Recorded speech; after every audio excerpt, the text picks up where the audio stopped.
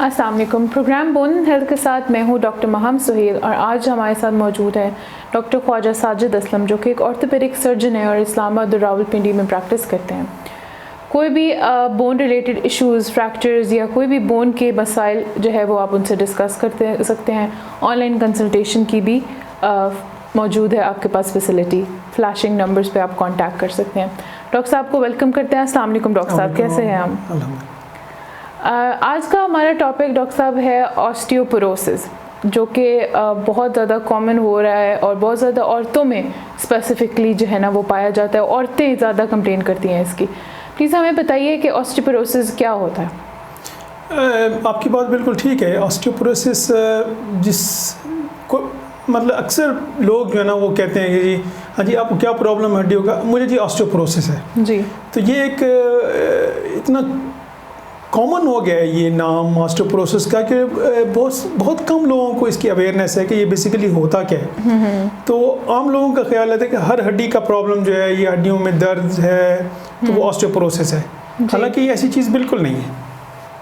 हालांकि दो इश्यूज़ लोगों के मेरे ख्याल से बोन रिलेटेड उन्होंने नाम सीख लिए हैं, या तो आर्थराइटिस होगा या ऑस्टियोपोरोसिस होगा।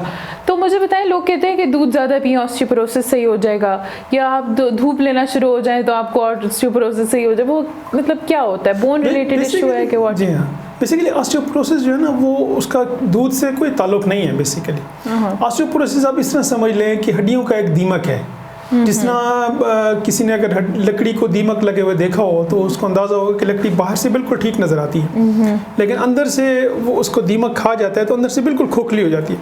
उसको आप एक उंगली से भी अगर ज़ोर से मारें ना उसको तो वो टूट जाती है। तो ये बेसिकली ये हड्डियों का दीमक है। हड्डियों को अंदर से ये सेल्स होते हैं, कुछ सेल्स होते हैं जो ऑस्टियोक्लास्ट होते हैं, उनकी एक्टिविटी ज़्यादा हो जाती है तो सेल्स बोन को अंदर से खाना शुरू कर देते हैं। तो बोन खोखली होकर बिल्कुल पतली सी हो जाती है, कमज़ोर सी हो जाती है। तो आप साइड टेबल पे हाथ मारें, आप ज़ोर से कुर्सी पे बैठे हैं, ज़मीन पे बैठे हैं तो फिर फ्रैक्चर हो जाता है। हाँ जी, इसीलिए आजकल बड़ा कॉमन हुआ है कि हल्का सा स्नैप हुआ और बोन टूट गई। क्योंकि पहले पुराने ज़माने में काफ़ी लोगों की हड्डियाँ मजबूत होती थी डॉक्टर साहब। तो क्या इसके लिए किया जाए?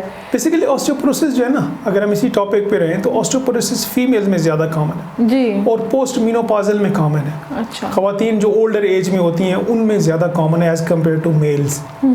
तो इसकी डायग्नोसिस ऑफ कोर्स आपने ऑडियंस के लिए ये नहीं है कि वो प्रोग्राम देखें और अपने आप को समझना शुरू कर देंगे मुझे ऑस्टियोपोरोसिस है और मैंने ये दवाई लेनी है। उसकी डायग्नोसिस तो ऑफ कोर्स हॉस्पिटल में जाएंगे, डॉक्टर एग्जामिन करेगा, आपको इन्वेस्टिगेट करेगा और फिर वो आपको उसकी ट्रीटमेंट देगा।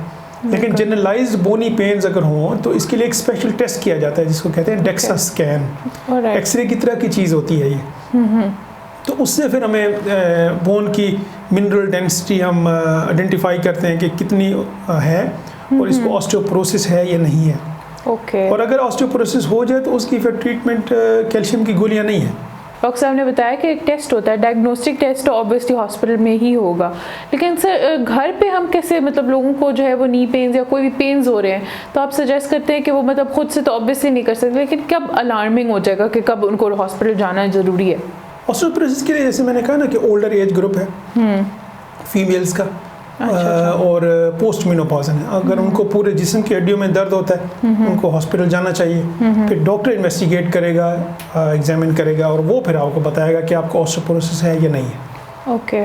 डॉक्टर साहब, यंगर एज फीमेल्स के अंदर भी बोन इश्यूज या ऑस्टियोपोरोसिस रिलेटेड फैक्टर्स आते हैं? जी, यंगर एज ग्रुप में हो सकता है, लेकिन उसमें कंडीशन होती है कि किसी को अगर कैंसर हो, किसी भी चीज़ का कैंसर हो, थायराइड का है, यूट्रस का है, एब्डोमेन के, लिवर का है, किसी कोई भी कैंसर है, उस कैंसर में फिर ऑस्टियोपोरोसिस हो सकता है। कुछ मेडिसिन ऐसी होती हैं जो बोन को खोखला कर देती हैं, ऑस्टियोपोरोसिस काज करती हैं, जिसमें एक सबसे अहम चीज़ अल्कोहल है, अल्कोहल इंटेक है, उससे बोन बहुत वीक हो जाती है। ऑस्टियोपोरोसिस तो नहीं होता, बोन वीकनिंग होती है, बोन की डीमिनरलाइजेशन हो जाती है तो बोन वीक हो जाती है। तो मैंने काफ़ी अपने सराउंडिंग्स में ना ऐसे औरतें देखी हैं, females specifically younger age like 25 और समथिंग एज की, जो कंप्लेन करती हैं कि उनको जो है ना वो बोन वीकनेस हो रही है। तो वो मतलब मेनली इसी वजह से कि वो मेडिसिन इस तरह की ले रही हैं या ये तो फिर वो ये ना कि डॉक्टर एग्जामिन करेगा, हिस्ट्री एग्जामिन, इन्वेस्टिगेशन, फिर ट्रीटमेंट। ओके। सो मतलब जिस तरह डॉक्टर साहब ने कहा कि अगर आपको ऐसा लग रहा है कि आपकी बोन्स के अंदर कोई इशू आ रहा है और आपको फीलिंग हो रही है कि हल्का सा भी कोई इशू है, तो please go consult a doctor. Osteoporosis उसको डायग्नोज हो चुकी है, सो व्हाट्स नेक्स्ट? फिर उसकी ट्रीटमेंट है ना, वो डॉक्टर सजेस्ट करेगा। उसकी कैल्शियम या विटामिन डी नहीं होती ट्रीटमेंट, स्पेशल मेडिसिन होती है जो उन सेल्स की एक्टिविटी को कम करती है। ओके, ऑस्टियोक्लास्ट को कंट्रोल करती है। एग्जैक्टली। अच्छा, तो वो स्पेशल ट्रीटमेंट होती है, वो आपने इस्तेमाल करनी होती है तकरीबन 4 साल। 4 साल का ट्रीटमेंट है। अच्छा। तो मेनली हम ये रखें कि कोई भी बंदा जो ऑस्टियोपोरोसिस की तरफ जा रहा है और वो डायग्नोज हो चुका है, तो उसको 4 इयर्स तक जो है वो ये ट्रीटमेंट लेनी पड़ेगी। डॉक्टर साहब, प्रिकॉशंस कोई हैं इसकी? ऑस्टियोपोरोसिस के लिए ऐसे कोई प्रिकॉशंस नहीं, कोई एहतियात नहीं है कि ऑस्टियोपोरोसिस ना हो। अच्छा। वो हार्मोन रिलेटेड हैं, फीमेल्स में इसीलिए कॉमन होती हैं। कोई एहतियात नहीं है उसकी। ठीक है। तो अगर कोई आपके इर्द गिर्द ऐसी औरतें हैं जो कि पोस्ट मेनोपॉजल स्टेज पर हैं या मेनोपॉजल स्टेज पर हैं और ओल्डर फीमेल्स, वो प्लीज़ डॉक्टर्स को कंसल्ट करें और अपनी age before you can get into that phase जिसमें आपको 4 इयर्स तक कंपल्सरी ट्रीटमेंट लेनी पड़े। इनिशियल कैचिंग अगर आपकी इस प्रोसेस की हो जाए तो होपफुली आपको शायद मेडिसिन कम लेनी पड़े। तो प्लीज़ अगर आपको ऐसी फीलिंग आ रही है तो go to a doctor, get yourself checked, diagnosis early करवा लें ताकि आपको इस तरह के मसले जो है वो डील ना करने पड़े।